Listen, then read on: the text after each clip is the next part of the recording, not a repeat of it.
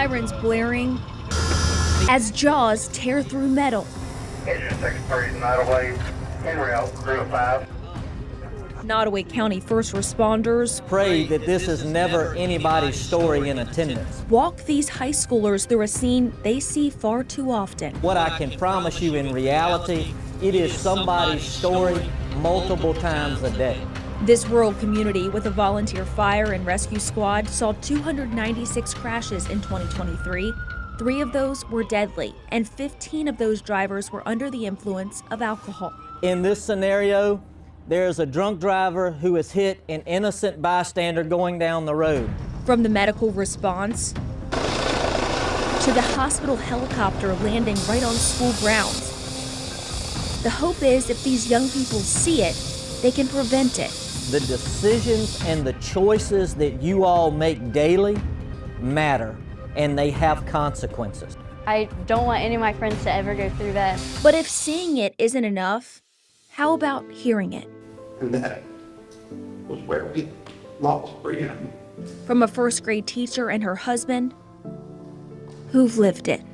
I was scared. I just felt this huge impact, and I was like, what was that?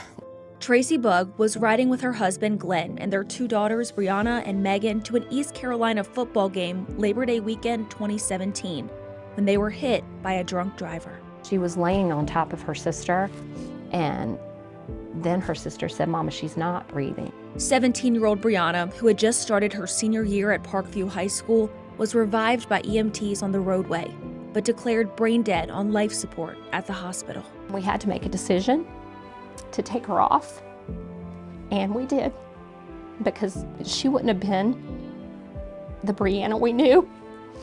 While Glenn survived the crash, he still struggles from his injuries 8 years later. His leg, his kneecap was shattered. He had a lot of PT. Saying goodbye to their baby girl. She was a joyful child. She loved to laugh, loved to have a good time, was very athletic. Is a pain the Buggs want no other family to experience. One decision can irrevocably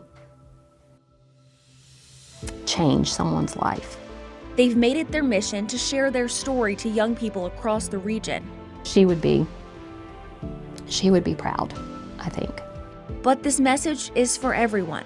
I know that we're in a rural area, so we don't have Uber like others do, but you need to designate.